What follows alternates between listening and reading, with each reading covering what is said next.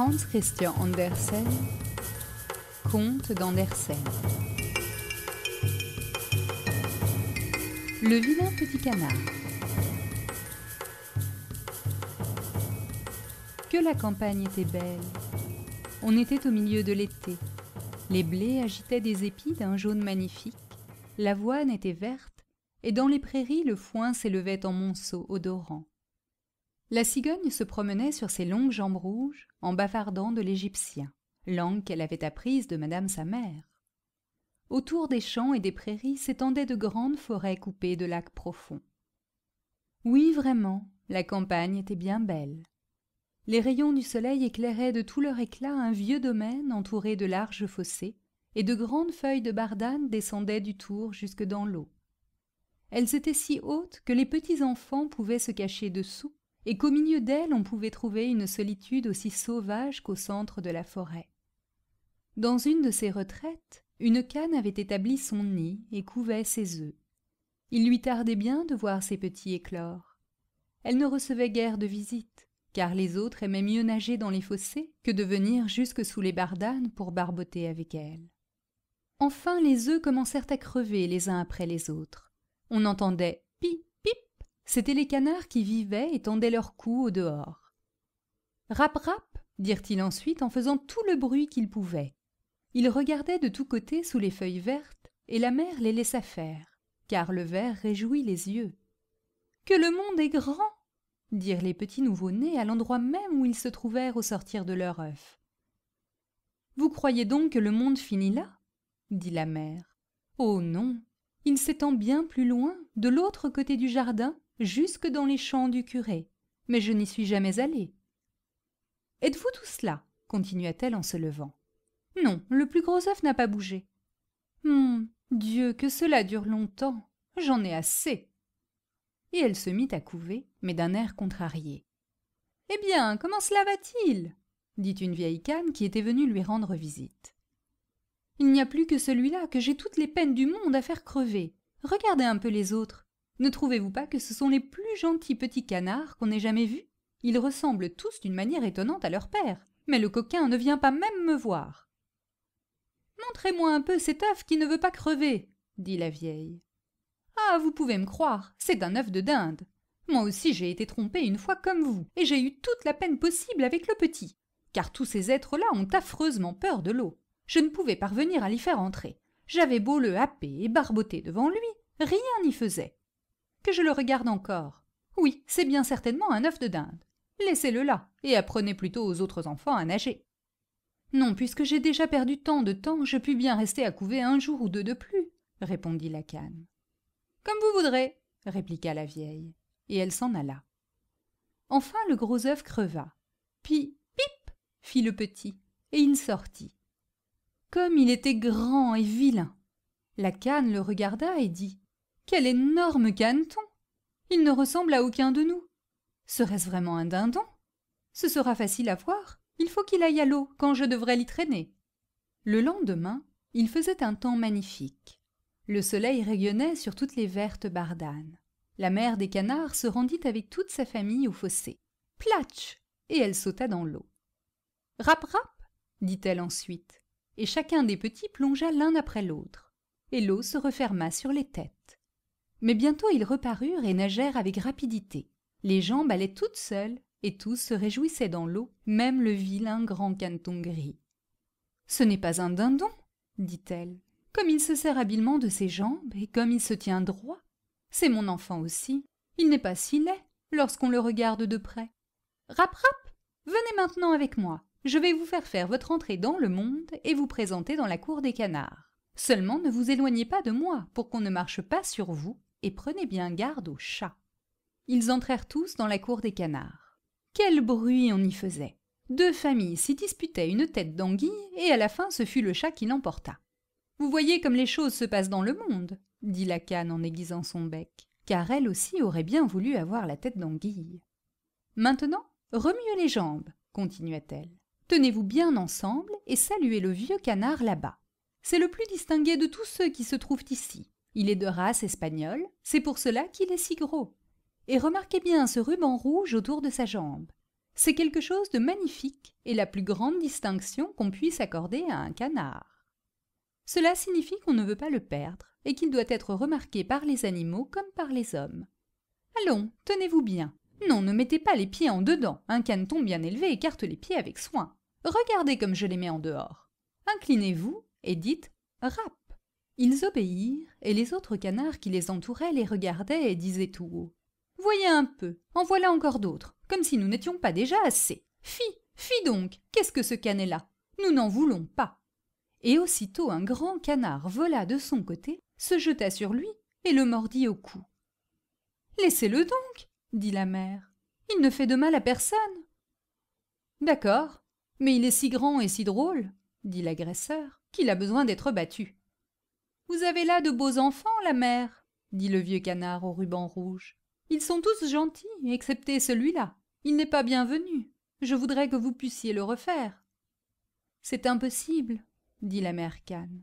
Il n'est pas beau, c'est vrai, mais il a un si bon caractère, et il nage dans la perfection. Oui, j'oserais même dire mieux que tous les autres. Je pense qu'il grandira joliment et qu'avec le temps il se formera. Il est resté trop longtemps dans l'œuf, et c'est pourquoi il n'est pas très bien fait. Tandis qu'elle parlait ainsi, elle le tirait doucement par le cou et lissait son plumage. Du reste, c'est un canard, et la beauté ne lui importe pas tant. Je crois qu'il deviendra fort et qu'il fera son chemin dans le monde. Enfin, les autres sont gentils. Maintenant, mes enfants, faites comme si vous étiez à la maison, et si vous trouvez une tête d'anguille, apportez-la moi. Et ils firent comme s'ils étaient à la maison. Mais le pauvre canet qui était sorti du dernier œuf fut, pour sa laideur, mordu, poussé et bafoué, non seulement par les canards, mais aussi par les poulets. « Il est trop grand, disaient-ils tous. Et le coq d'Inde, qui était venu au monde avec des éperons et qui se croyait empereur, se gonfla comme un bâtiment, toute voile dehors, et marcha droit sur lui en grande fureur et rouge jusqu'aux yeux. Le pauvre canet ne savait s'il devait s'arrêter ou marcher. Il eut bien du chagrin d'être si laid et d'être bafoué par tous les canards de la cour. Voilà ce qui se passa dès le premier jour, et les choses allèrent toujours de pis en pis. Le pauvre canet fut chassé de partout. Ses sœurs même étaient méchantes avec lui et répétaient continuellement « Que ce serait bien fait si le chat t'emportait, vilaine créature !» Et la mère disait « Je voudrais que tu fusses bien loin. » Les canards le mordaient, les poulets le battaient, et la bonne qui donnait à manger aux bêtes le repoussait du pied. Alors il se sauva et prit son vol par-dessus la haie. Les petits oiseaux dans les buissons s'envolèrent de frayeur. « Et tout cela parce que je suis vilain, » pensa le caneton. Il ferma les yeux et continua son chemin. Il arriva ainsi au grand marécage qu'habitaient les canards sauvages. Il s'y coucha pendant la nuit, bien triste et bien fatigué. Le lendemain, lorsque les canards sauvages se levèrent, ils aperçurent leurs nouveaux camarades. « Qu'est-ce que cela ?» dirent-ils. Le canet se tourna de tous côtés et salua avec toute la grâce possible. « Tu peux te flatter d'être énormément laid, » dirent les canards sauvages. « Mais cela nous est égal, pourvu que tu n'épouses personne de notre famille. » Le malheureux, est-ce qu'il pensait à se marier, lui qui ne demandait que la permission de coucher dans les roseaux et de boire de l'eau du marécage? Il passa ainsi 2 journées. Alors arrivèrent dans cet endroit 2 jarres sauvages. Il n'avait pas encore beaucoup vécu, aussi était-il très insolent. « Écoute, camarade, dirent ces nouveaux venus, tu es si vilain que nous serions contents de t'avoir avec nous. Veux-tu nous accompagner et devenir un oiseau de passage? Ici, tout près, dans l'autre marécage, il y a des oies sauvages charmantes, presque toutes demoiselles, et qui savent bien chanter. Qui sait si tu n'y trouverais pas le bonheur, malgré ta laideur affreuse? » Tout à coup on entendit pif-paf, et les 2 jarres sauvages tombèrent morts dans les roseaux, et l'eau devint rouge comme du sang. Pif-paf, et des troupes d'oies sauvages s'envolèrent des roseaux, et on entendit encore des coups de fusil. C'était une grande chasse. Les chasseurs s'étaient couchés tout autour du marais. Quelques-uns s'étaient même postés sur des branches d'arbres qui s'avançaient au-dessus des joncs. Une vapeur bleue semblable à de petits nuages sortait des arbres sombres et s'étendait sur l'eau. Puis les chiens arrivèrent au marécage. Platch, platch, et les joncs et les roseaux se courbaient de tous côtés. Quelle épouvante pour le pauvre caneton! Il plia la tête pour la cacher sous son aile, mais en même temps, il aperçut devant lui un grand chien terrible. Sa langue pendait hors de sa gueule, et ses yeux farouches étincelaient de cruauté. Le chien tourna la gueule vers le caneton lui montra ses dents pointues et, platch, platch, il alla plus loin sans le toucher. « Dieu merci !» soupira le canard. « Je suis si vilain que le chien lui-même dédaigne de me mordre. » Et il resta ainsi en silence, pendant que le plomb sifflait à travers les joncs et que les coups de fusil se succédaient sans relâche. Vers la fin de la journée seulement, le bruit cessa, mais le pauvre petit n'osa pas encore se lever. Il attendit quelques heures, regarda autour de lui, et se sauva du marais aussi vite qu'il put. Il passa au-dessus des champs et des prairies, une tempête furieuse l'empêcha d'avancer. Sur le soir, il arriva à une misérable cabane de paysans, si vieille et si ruinée qu'elle ne savait pas de quel côté tomber. Aussi restait-elle debout. La tempête soufflait si fort autour du caneton qu'il fut obligé de s'arrêter et de s'accrocher à la cabane. Tout allait de mal en pis. Alors il remarqua qu'une porte avait quitté ses gonds et lui permettait, par une petite ouverture, de pénétrer dans l'intérieur. C'est ce qu'il fit. Là demeurait une vieille femme avec son matou et avec sa poule. Et le matou, qu'elle appelait son petit-fils, savait arrondir le dos et filer son rouet. Il savait même lancer des étincelles, pourvu qu'on lui frottât convenablement le dos à rebrousse-poil. La poule avait des jambes fort courtes, ce qui lui avait valu le nom de courtes jambes. Elle pondait des œufs excellents, et la bonne femme l'aimait comme une fille. Le lendemain, on s'aperçut de la présence du caneton étranger. Le matou commença à gronder, et la poule à glousser. « Qu'y a-t-il » dit la femme en regardant autour d'elle. Mais comme elle avait la vue basse, elle crut que c'était une grosse canne qui s'était égarée. « Voilà une bonne prise » dit-elle. « J'aurai maintenant des œufs de canne, pourvu que ce ne soit pas un canard. Enfin, nous verrons. » Elle attendit pendant 3 semaines, mais les œufs ne vinrent pas. Dans cette maison, le matou était le maître et la poule la maîtresse. Aussi ils avaient l'habitude de dire « nous et le monde », car ils croyaient faire à eux deux seuls la moitié et même la meilleure moitié du monde. Le caneton se permit de penser que l'on pouvait avoir un autre avis, mais cela fâcha la poule. « Sais-tu pondre des œufs » demanda-t-elle. « Non. »« Eh bien, alors tu auras la bonté de te taire. » Et le matou le questionna à son tour. « Sais-tu faire le gros dos ? Sais-tu filer ton rouet et faire jaillir des étincelles ? » « Non. »« Alors tu n'as pas le droit d'exprimer une opinion quand les gens raisonnables causent ensemble. » Et le caneton se coucha tristement dans un coin. Mais tout à coup un air vif et la lumière du soleil pénétrèrent dans la chambre, et cela lui donna une si grande envie de nager dans l'eau qu'il ne put s'empêcher d'en parler à la poule. « Qu'est-ce donc » dit-elle. « Tu n'as rien à faire, et voilà qu'il te prend des fantaisies. Ponds des œufs ou fais ronron, et ces caprices te passeront. » « C'est pourtant bien joli de nager sur l'eau, » dit le petit canard. « Quel bonheur de la sentir se refermer sur sa tête et de plonger jusqu'au fond. »« Ce doit être un grand plaisir, en effet, » répondit la poule. « Je crois que tu es devenu fou.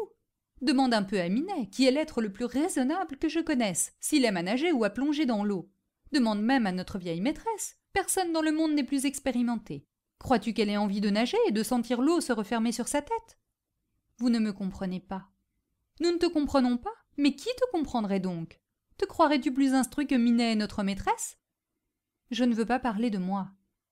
Ne t'en fais pas à croire, enfant, mais remercie plutôt le Créateur de tout le bien dont il t'a comblé. Tu es arrivé dans une chambre bien chaude, tu as trouvé une société dont tu pourrais profiter, et tu te mets à raisonner jusqu'à te rendre insupportable. Ce n'est vraiment pas un plaisir de vivre avec toi. Crois-moi, je te veux du bien. Je te dis sans doute des choses désagréables, mais c'est à cela que l'on reconnaît ses véritables amis. Suis mes conseils et tâche de pondre des œufs ou de faire ronron. Je crois qu'il me sera plus avantageux de faire mon tour dans le monde, répondit le canard. Comme tu voudras, dit la poule. Et le canard s'en alla nager et se plonger dans l'eau. Mais tous les animaux le méprisèrent à cause de sa laideur. L'automne arriva, les feuilles de la forêt devinrent jaunes et brunes. Le vent les saisit et les fit voltiger. En haut, dans les airs, il faisait bien froid. Des nuages lourds pendaient, chargés de grêle et de neige. Sur la haie, le corbeau croassait tant il était gelé. Rien que d'y penser, on grelottait. Le pauvre caneton n'était, en vérité, pas à son aise. Un soir que le soleil se couchait glorieux, toute une foule de grands oiseaux superbes sortit des buissons. Le canet n'en avait jamais vu de semblables. Ils étaient d'une blancheur éblouissante, ils avaient le cou long et souple. C'étaient des cygnes. Le son de leur voix était tout particulier. Ils étendirent leurs longues ailes éclatantes pour aller loin de cette contrée, chercher dans les pays chauds des lacs toujours ouverts. Ils montaient si haut que le vilain petit canard en était étrangement affecté.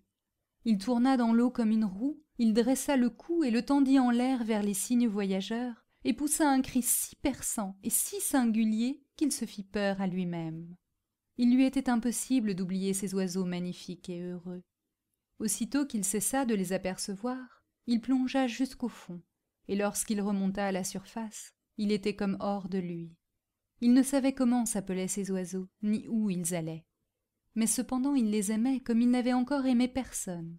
Il n'en était pas jaloux, car comment aurait-il pu avoir l'idée de souhaiter pour lui-même une grâce si parfaite? Il aurait été trop heureux si les canards avaient consenti à le supporter, le pauvre être si vilain. Et l'hiver devint bien froid, bien froid. Le caneton nageait toujours à la surface de l'eau pour l'empêcher de se prendre tout à fait. Mais chaque nuit le trou dans lequel il nageait se rétrécissait davantage. Il gelait si fort qu'on entendait la glace craquer. Le canet était obligé d'agiter continuellement les jambes pour que le trou ne se fermât pas autour de lui. Mais enfin il se sentit épuisé de fatigue, il ne remuait plus et fut saisi par la glace. Le lendemain matin, un paysan vint sur le bord et vit ce qui se passait. Il s'avança, rompit la glace et emporta le canard chez lui pour le donner à sa femme. Là, il revint à la vie. Les enfants voulurent jouer avec lui, mais le caneton, persuadé qu'ils allaient lui faire du mal, se jeta de peur au milieu du pot au lait, si bien que le lait rejaillit dans la chambre. La femme frappa ses mains l'une contre l'autre de colère, et lui, tout effrayé, se réfugia dans la baratte, et de là dans la huche à farine, puis de là prit son vol au dehors. Dieu, quel spectacle! La femme criait, courait après lui, et voulait le battre avec les pincettes. Les enfants s'élancèrent sur le tas de fumier pour attraper le caneton. Il riait et poussait des cris. Ce fut un grand bonheur pour lui d'avoir trouvé la porte ouverte et de pouvoir ensuite se glisser entre des branches dans la neige. Il s'y blottit, tout épuisé. Il serait trop triste de raconter toute la misère et toutes les souffrances qu'il eut à supporter pendant cet hiver rigoureux. Il était couché dans le marécage entre les joncs lorsqu'un jour le soleil commença à reprendre son éclat et sa chaleur. Les alouettes chantaient, il faisait un printemps délicieux. Alors, tout à coup, le caneton put se confier à ses ailes, qui battaient l'air avec plus de vigueur qu'autrefois, assez fortes pour le transporter au loin. Et bientôt il se trouva dans un grand jardin où les pommiers étaient en pleine floraison, où le sureau répandait son parfum et penchait ses longues branches vertes jusqu'au fossé. Comme tout était beau dans cet endroit, comme tout respirait le printemps. Et des profondeurs du bois sortirent 3 cygnes blancs et magnifiques. Ils battaient des ailes et nagèrent sur l'eau. Le canet connaissait ces beaux oiseaux. Il fut saisi d'une tristesse indicible. « Je veux aller les trouver, ces oiseaux royaux. Ils me tueront pour avoir osé, moi si vilain, m'approcher d'eux. Mais cela m'est égal. Mieux vaut être tué par eux que d'être mordu par les canards, battu par les poules, poussé du pied par la fille de basse-cour, et que de souffrir les misères de l'hiver. » Il s'élança dans l'eau et nagea à la rencontre des cygnes. Ceux-ci l'aperçurent et se précipitèrent vers lui les plumes soulevées. « Tuez-moi, dit le pauvre animal. » Et penchant la tête vers la surface de l'eau, il attendait la mort. Mais que vit-il dans l'eau transparente? Il vit sa propre image au-dessous de lui. Ce n'était plus un oiseau mal fait, d'un gris noir, vilain et dégoûtant. Il était lui-même un cygne. Il n'y a pas de mal à être né dans une basse-cour lorsqu'on sort d'un œuf de cygne. Maintenant, il se sentait heureux de toutes ses souffrances et de tous ses chagrins. Maintenant, pour la première fois, il goûtait tout son bonheur en voyant la magnificence qui l'entourait, et les grands cygnes nageaient autour de lui et le caressaient de leur bec. De petits enfants vinrent au jardin et jetèrent du pain et du grain dans l'eau, et le plus petit d'entre eux s'écria « En voilà un nouveau !» Et les autres enfants poussèrent des cris de joie. « Oui, oui, c'est vrai, il y en a encore un nouveau !» Et ils dansaient sur les bords, puis battaient des mains. Et ils coururent à leur père et à leur mère, et revinrent encore jeter du pain et du gâteau. Et ils dirent tous « Le nouveau est le plus beau, qu'il est jeune, qu'il est superbe !» Et les vieux cygnes s'inclinèrent devant lui. Alors il se sentit honteux et cacha sa tête sous son aile. Il ne savait comment se tenir, car c'était pour lui trop de bonheur. Mais il n'était pas fier, un bon cœur ne le devient jamais. Il songeait à la manière dont il avait été persécuté et insulté partout, et voilà qu'il les entendait tous dire qu'il était le plus beau de tous ces beaux oiseaux. et le sureau même inclinait ses branches vers lui, et le soleil répandait une lumière si chaude et si bienfaisante.